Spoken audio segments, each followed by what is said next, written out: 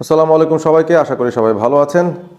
বিশ্বকাপ আসতে খুব বেশি দেরি নেই এবং আমাদের যেই পর্যালোচনা সিরিজ, প্রত্যেকটা গ্রুপ ধরে ধরে প্রত্যেকটা গ্রুপের কি প্লেয়ার্স কারা হবেন প্রত্যেকটা দলের, সেই ব্যাপারগুলো নিয়ে আলোচনা করছি। এবং এই পর্বে আমরা গ্রুপ এইচ নিয়ে আলোচনা করতে চাই, যেখানে স্পেন রয়েছে 2010-এর বিশ্ব চ্যাম্পিয়ন, সেই সাথে রয়েছে প্রথমবারের মতো বিশ্বকাপ খেলতে নামা কেপ ভার্ডে, সেই সাথে রয়েছে সৌদি আরেবিয়া যারা ফেমাসলি গত বিশ্বকাপে আর্জেন্টিনাকে হারিয়ে দিয়েছিল, এবং সেই সাথে রয়েছে দুবারের বিশ্ব চ্যাম্পিয়ন উরুগুয়ে।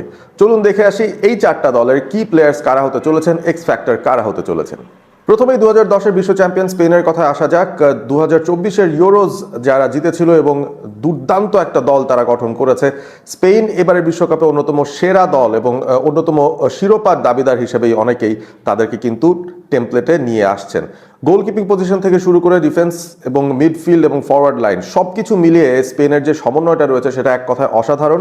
তবে একটা বিষয় নিয়ে খুব বেশি ব্যান্টার হচ্ছে, আমরা শুনতে পাচ্ছি বা দেখতে পাচ্ছি, সেটা হচ্ছে স্পেনের এবারের যে 26 সদস্যের দল গঠন করা হয়েছে বিশ্বকাপের জন্য, সেখানে রিয়াল মাদ্রিদের কোনো প্লেয়ার নেই। এবং সেটা আসলে অনেক বছর আগে শেষ এরকমটা হয়েছিল যে বিশ্বকাপ খেলতে গিয়েছে স্পেন, তবে তাদের দলে রিয়াল মাদ্রিদের কোনো খেলোয়াড় নেই। ডিন হাউজেন, তাকে নিয়ে আলোচনা হচ্ছিল যে তিনি এই স্কোয়াডে অ্যাজ এ ডিফেন্ডার সুযোগ পেতেন কি পেতেন না। বাট এছাড়া স্পেনে সর্বোচ্চ 8জন বার্সেলোনার প্লেয়ার আমরা কিন্তু দেখতে পাচ্ছি। এবং এই দলটার একজনই এক্স ফ্যাক্টর কি ম্যান, যার প্রথম বিশ্বকাপ হবে, সেটা নিয়েই কথা আসলে বলতেই হবে। তাকে ছাপিয়ে অন্য কাউকে নিয়ে আলোচনা করার কোনো স্কোপ নেই।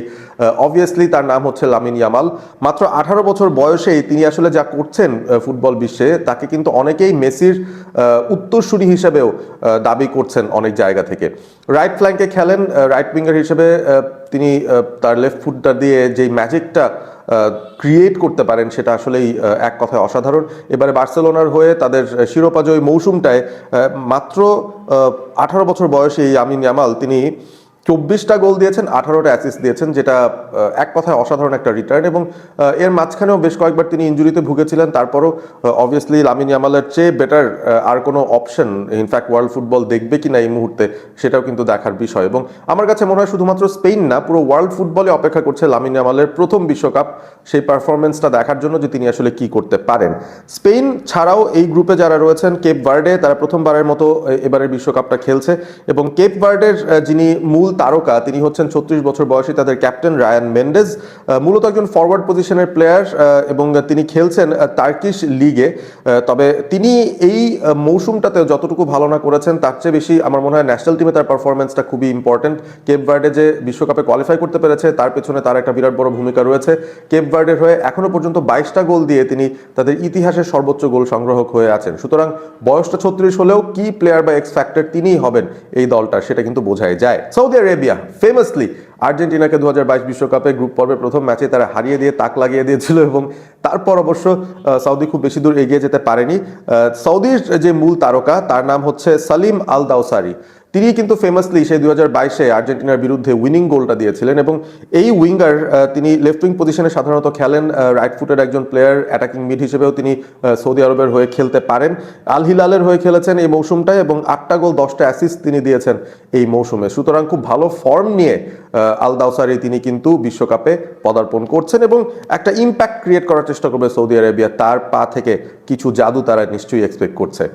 এবং উরুগুয়ের কথা বলা যেতে পারে। উরুগুয়ে দুইবারের বিশ্ব চ্যাম্পিয়ন, যদিও বিশ্ব চ্যাম্পিয়ন হয়েছিল তারা অনেক অনেক আগে, এবং তারপর থেকে যতবার তারা বিশ্বকাপে অংশগ্রহণ করেছে কোনোবারই আসলে মনে হয়নি যে তারা ওয়ার্ল্ড চ্যাম্পিয়ন হওয়ার মতো কোনো একটা কন্টেনশনে রয়েছে। তবে উরুগুয়ের দলটা ডেফিনেটলি খুব শক্তপোক্ত, তাদের ডিফেন্স থেকে শুরু করে মিডফিল্ড এবং ফরওয়ার্ড লাইনেও ইউরোপিয়ান ফুটবল খেলা বেশ কিছু ফুটবলারদের আধিক্য রয়েছে। এবং সেখানে আপনি ডারউইন নুনেজের কথা বলতে পারেন, ফাকুন্দো টোরেজের কথা বলতে পারেন, ফাকুন্দো পেলিস্ত্রি রয়েছেন এই দলটায়। তবে তাদের মূল যে তারকা তিনি তাদের ক্যাপ্টেন হবেন ফেডে ভ্যালভার্ডে। তার আসলে পারফরমেন্সটা খুবই বেশি প্রয়োজন হবে উরুগুয়ের জন্য। একটা ভালো মৌসুম তিনি কাটিয়েছেন রিয়াল মাদ্রিদের খারাপ সময়ের ভেতরেও। ফেডে ভ্যালভার্ডে তিনি এককভাবেই নৈপুণ্য দেখাতে সক্ষম হয়েছেন বেশ কিছু ম্যাচে। আমরা লিগের ম্যাচগুলো বলি, আমরা ইউসিএল এর কথা বলি, সেখানেও কিন্তু ফেডে ভ্যালভার্ডের বেশ ভালো কিছু পারফরমেন্স ছিল। মাত্র 27 বছর বয়স ফেডে ভ্যালভার্ডের, তবে এই বয়সের মধ্যেই তিনি এতগুলো ম্যাচ খেলে ফেলেছেন for Real Madrid, for Uruguay. এবং তার যেই ভার্সিটিলিটি আছে সেটাই তাকে আসলে অন্য অনেকের থেকে আলাদা করে ফেলে। তিনি রাইট ব্যাক পজিশনে খেলতে পারেন, সেন্টার মিডে খেলতে পারেন, অ্যাটাকিং মিডে খেলতে পারেন, রাইট উইংয়ে খেলতে পারেন এবং তার পেস, তার এনার্জি, সেই সাথে তার প্রেসিং অ্যাবিলিটি সবকিছুই আসলে ব্যবহার করার চেষ্টা করবে উরুগুয়ে। মার্সেলো বিয়েলসা যিনি উরুগুয়ের কোচ, তিনি ডেফিনেটলি ফেদে ভালভার্দেকে খুব ইম্পর্টেন্ট একটা রোল দেবেন এবারের ওয়ার্ল্ড কাপে, সুতরাং তার দিকে অবশ্যই নজরটা রাখতে হবে।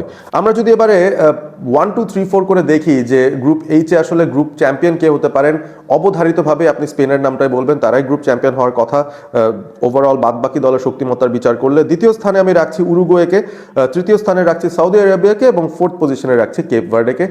আমার মনে হয় না তারা আসলে খুব বেশি কিছু করার সুযোগটা পাবে এবারে বিশ্বকাপে। কমেন্ট করে আপনারা জানিয়ে দিন এই গ্রুপ এইচ থেকে আপনারা কোন দলকে সবচেয়ে ফেভারিট ভাবছেন এবং কোন দলের কি প্লেয়ারগুলোকে আপনারা নজরে রাখতে চান এবারে বিশ্বকাপে। সাবস্ক্রাইব করবেন অল স্পোর্ট এবিপি। ভালো থাকবেন সবাই।